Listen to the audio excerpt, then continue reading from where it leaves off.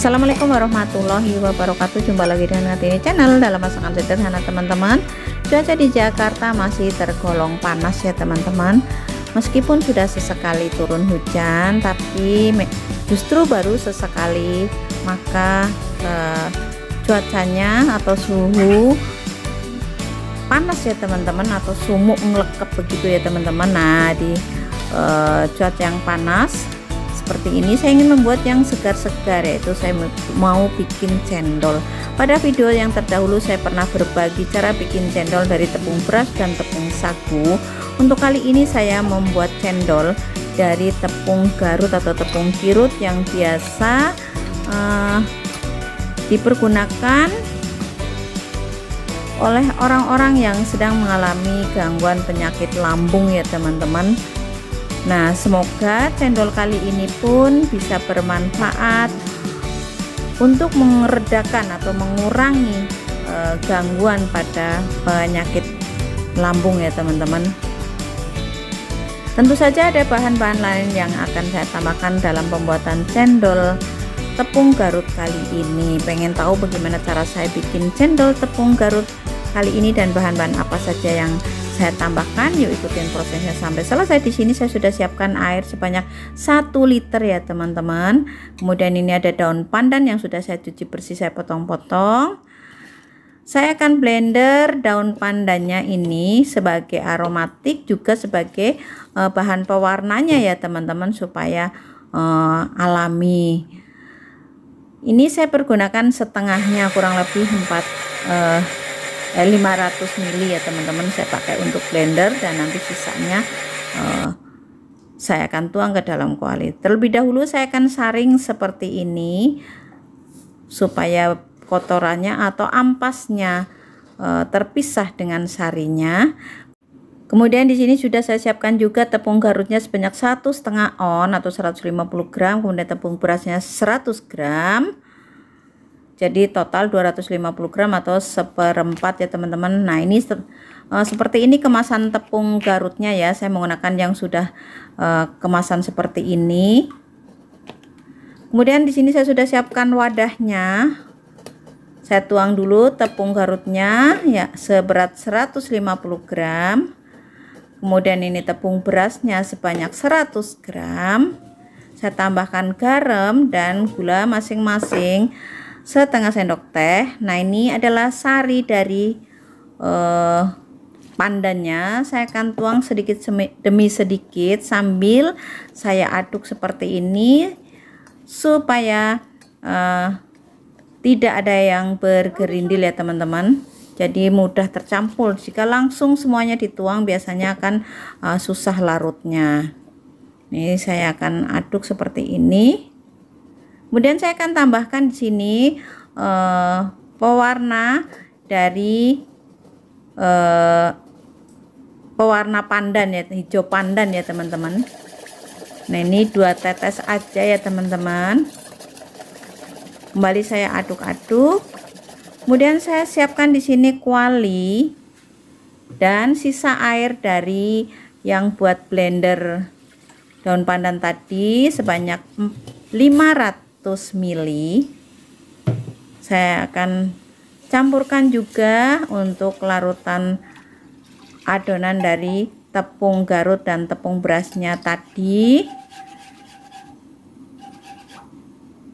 Ini saya akan masak sampai matang. Nah, ini sudah mulai mendidih ya teman-teman. Ini harus terus diaduk ya teman-teman, supaya tidak gosong bawahnya. Karena jika tidak diaduk, nanti di bagian bawah itu biasanya matang terlebih dahulu, dan kalau tidak diaduk akan lengket, kemudian akan gosong ya teman-teman. Nah, ini harus aduk terus. Nah, ini masih belum matang. Nah, ini sudah ada tanda-tanda sebagian menggumpal ya teman-teman. Nah, di saat seperti ini mulai berasa berat, jadi ngaduknya agak sedikit mengeluarkan tenaga ya teman-teman. Nah, ini seperti ini. Nah, saya nanti setelah menggumpal, Dari mulai menggumpal seperti ini, saya akan masak selama 30 menit sampai benar-benar warnanya itu berubah menjadi bening mengkilat ya teman-teman. Jadi untuk masak cendol ini supaya tidak cepat basi dan tidak mudah hancur, tetap kenyal walaupun sudah 2 hari di kulkas. Dan untuk supaya warnanya juga tidak luntur, masak sampai tanak ya teman-teman. Jadi jika kita menyimpan cendol baru beberapa jam kok warna airnya sudah hijau, itu tandanya ketika kita masak adonannya itu tidak tanak ya teman-teman. Jadi masaklah kurang lebih setengah jam dari mulai mengentalnya tepung. Kemudian saya sudah siapkan di sini cetakannya seperti ini ya teman-teman. Nah, ini sudah mengkilat warnanya teman-teman. Maka ini udah siap untuk saya cetak atau saya saring ya teman-teman. Nah, ini saya akan tekan-tekan seperti ini. Oh ya teman-teman, di bawahnya sudah saya siapkan panci dan air yang berisi es batu ya teman-teman. Jadi dalam keadaan panas-panas seperti ini, saya tekan-tekan dan masuk ke dalam panci yang berisi air dan es batu ya teman-teman. Nah, seperti ini. Terima kasih buat teman-teman yang sudah mendukung channel saya sampai saat ini dan yang baru menemukan channel saya mau dukungannya berupa like, comment, subscribe, dan jangan lupa nyalakan loncengnya supaya tidak ketinggalan dengan video-video terbaru berikutnya dari saya.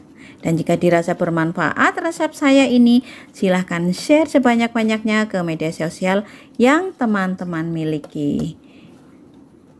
Nah, mudah banget kan teman-teman. Nah, ini nanti bentuk cendolnya itu agak sedikit keriting-keriting dan pendek ya teman-teman. Nah, jika teman-teman mau yang panjang, nah caranya bukan menggunakan cetakan seperti ini. Dan sudah banyak dijual di toko-toko online ya teman-teman untuk cetakan cendol yang bisa membuat cendol itu jadi panjang begitu, ada udah dijual. Jadi silahkan teman-teman pilih mau bikin yang keriting pendek atau mau bikin yang panjang dan lurus ya teman-teman. Nah, ini sudah selesai semuanya. Itu lihat teman-teman, airnya walaupun sudah dingin, airnya tidak berwarna hijau. Jadi tetap bening. Ini tandanya ketika kita masak cendol itu tanek. Jadi pewarnanya tidak luntur. Kemudian saya siapkan gula pasir sebanyak 250 gram, kemudian gula merahnya juga 250 gram. Di sini saya akan bikin karamel dulu ya teman-teman.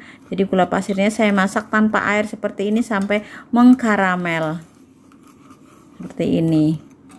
Nah, setelah larut seperti ini saya akan terus aduk dan kemudian nanti saya akan tambahkan gula merahnya yang sudah saya iris-iris.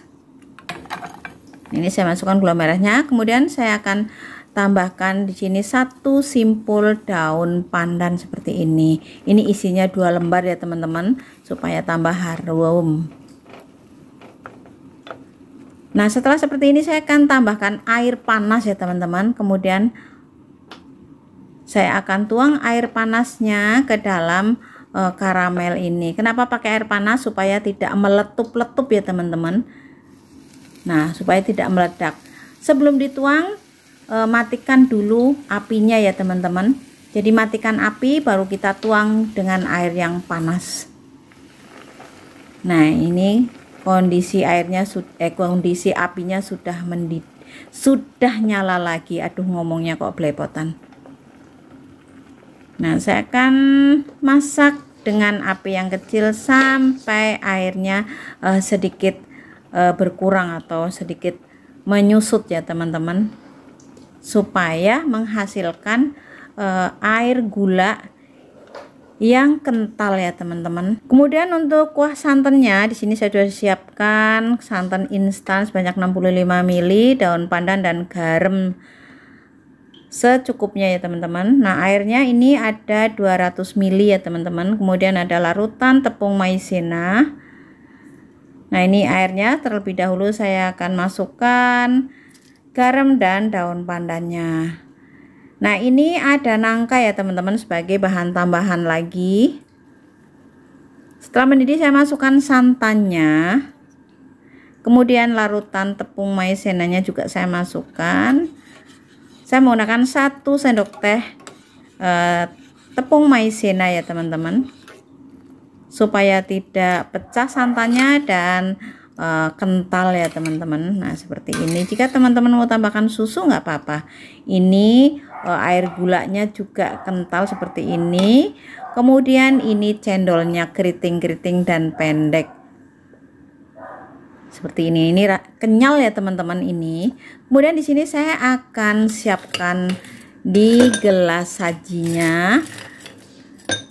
Es batunya dulu saya masukkan, kemudian saya akan masukkan di sini cendolnya ya teman-teman, secukupnya saja. Kemudian saya masukkan santannya. Kemudian saya akan masukkan gula di sini, air gulanya. Nah, tuh teman-teman, cantik ya teman-teman. Kemudian saya akan masukkan irisan nangka. Jadi nangkanya tadi saya iris-iris kecil-kecil kotak-kotak seperti ini supaya cantik ya teman-teman. Dan ini harum banget teman-teman ya. Jika teman-teman nangkanya mau dimasukkan ke dalam air gula juga tidak apa-apa ya teman-teman. Nah, itu seperti itu. Nah, ini saya akan bikin yang keduanya. Nah, dengan demikian selesai sudah cara bikin cendol tepung Garut untuk hari ini. Terima kasih buat teman-teman yang sudah menyaksikan video saya sampai selesai. Sampai jumpa di video-video terbaru berikutnya dari saya. Semoga bermanfaat dan selamat mencoba di rumah sebagai menu tambahan keluarga tercinta teman-teman di rumah. Ini rasanya sangat segar dan enak ya teman-teman, makanya teman-teman wajib coba. Dan pasti keluarga tercinta teman-teman sangat senang ya teman-teman. Sekali lagi saya ucapkan terima kasih. Mohon maaf jika ada salah-salah kata dalam penyampaian. Akhir kata saya ucapkan wassalamualaikum warahmatullahi wabarakatuh. Selamat mencoba, semoga berhasil ya teman-teman.